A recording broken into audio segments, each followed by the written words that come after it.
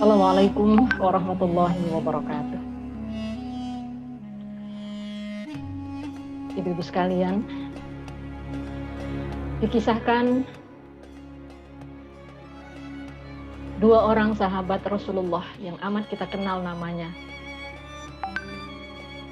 yang dipertemukan oleh Allah dalam keimanan, dalam ketakwaan. Tetapi sebagai manusia biasa, mereka ternyata pernah mengalami perselisihan. Siapa yang dikisahkan dalam cerita ini? Ketika saya menyebut dua nama ini, mungkin dua nama ini akrab di telinga ibu-ibu sekalian. Yaitu sahabat Rasulullah yang bernama Bilal bin Rabah dan Abu Dzar Al-Ghifari. Bilal bin Rabah dan Abu Dzar Al-Ghifari. Inilah dua sahabat Rasulullah yang namanya sampai hari ini begitu akrab di telinga kita. Kita baca kisah-kisah mereka. Dikisahkan suatu hari terjadi perselisihan di antara dua orang ini. Tanpa sengaja, Abu Dzar Al-Ghifari memanggil nama Bilal dengan panggilan yang tidak biasanya. Mungkin maksud beliau ingin bergurau. Dia panggil nama Bilal dengan nama, "Wahai Bilal, engkau adalah anak yang terlahir dari ibu yang berkulit hitam. Bilal, engkau lahir dari ibu yang berkulit hitam." Dia menyebutkan itu sambil tersenyum, sahabatku. Apa yang terjadi setelah itu? Ternyata Bilal bin Rabah menggigil, menahan amarah. Kemudian dia berdiri, kemudian dia katakan kepada Abu Dzar, "Wahai Abu Dzar, mengapa engkau panggil aku dengan nama seperti itu?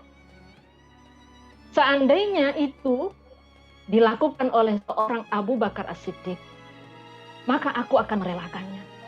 Aku akan meridhoinya. Tetapi siapa engkau? Mengapa engkau memanggil itu kepadaku dengan ucapan yang seperti itu? Aku tidak terima." Abu Dzar terkejut. Dia tertegun. Dia tidak menyangka panggilan yang disampaikannya kepada Bilal tersebut membuat emosi sahabatnya meledak. Kemudian dia merasa menyesal. Lalu Bilal mengatakan, "Seandainya ini dilakukan oleh Abu Bakar As-Siddiq, aku rela." Mengapa? Karena Abu Bakar As-Siddiq adalah tuanku. Aku adalah hamba sahayanya. Aku menisbahkan diriku kepadanya. Tapi engkau siapa? Karena mendengar penjelasan itu, kemudian Abu Dzar Al-Ghifari meminta maaf kepada Bilal bin Rabah. Dia katakan, "Sahabatku, maafkan aku. Maafkan aku. Aku maaf padamu." Lalu dia melakukan sesuatu yang di luar dugaan. Dia tekukkan lututnya ke pasir. Kemudian dia letakkan kepalanya di atas pasir yang panas. Kemudian dia katakan kepada Bilal bin Rabah, "Wahai Bilal, sekarang aku relakan engkau injak kepalaku. Engkau injak saat ini kepalaku. Apabila dengan cara itu engkau menerima maaf dariku. Injak kepalaku, Bilal, injak kepalaku." Melihat hal itu, Bilal tak kalah tertegunnya, ibu-ibu sekalian. Dia merasa apa yang dilakukan oleh Abu Dzar Al-Ghifari itu adalah sesuatu yang tidak pada tempatnya. Karena Bilal tahu bahwa Abu Dzar Al-Ghifari adalah seorang bangsawan yang berasal dari strata sosial yang tinggi. Seketika Abu Dzar Al-Ghifari mengatakan kepada Bilal bin Rabah, "Mengapa tidak engkau lakukan itu, wahai sahabatku? Aku meminta maaf padamu. Sekali lagi, injak kepalaku, wahai Bilal bin Rabah. Aku ingin meminta maaf dengan cara seperti ini. Tapi apa yang terjadi? Bilal bin Rabah memegang bahu Abu Dzar al-Ghifari. Dia angkat bahu itu. Dia katakan, wahai sahabatku, engkau tidak perlu melakukan hal ini. Aku sudah memaafkanmu. Bukankah yang engkau katakan benar adanya? Ibuku memang berkulit hitam. Tidak mengapa, sahabatku. Lalu apa yang dilakukan oleh Bilal bin Rabah? Dia peluk sahabatnya. Dia peluk. Kemudian dia katakan, aku memaafkanmu. Jangan ragu, aku memaafkanmu. Seketika ada perasaan bergetar di hati Abu Dzar al-Ghifari. Apa yang terasa berat di hatinya, yang dirasakan secara mendadak, secara tiba-tiba tadi, hilang begitu saja. Dan dia mengatakan kepada Abu Dzar al-Ghifari, kepada Bilal bin Rabah, wahai sahabatku, betapa mulianya hatimu. Karena aku sendiri tahu bahwa Allah mengatakan, inna akramakum indallahi atqakum. Bahwa semulia-mulia manusia adalah orang yang bertakwa. Bukan seperti aku. Karena aku adalah kalangan bangsawan, aku merasa mulia. Bukan. Apakah kulitku lebih putih dari kulitmu lalu aku merasa mulia? Aku khilaf sahabatku. Dia mengakui kesalahannya pada Bilal bin Rabah. Aku khilaf sahabatku. Terima kasih engkau telah memaafkan aku.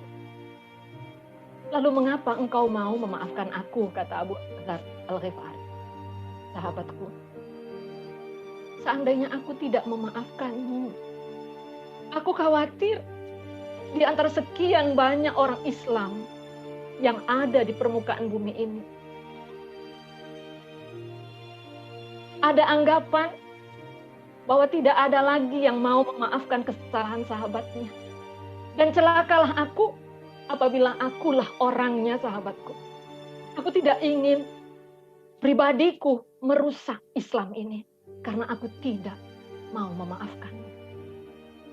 Ibu-ibu sekalian, mereka berdua saling berpelukan. Beban berat dari masalah yang seketika mereka hadapi hilang, ringan. Mereka berdua teringat dengan ayat Al-Quran.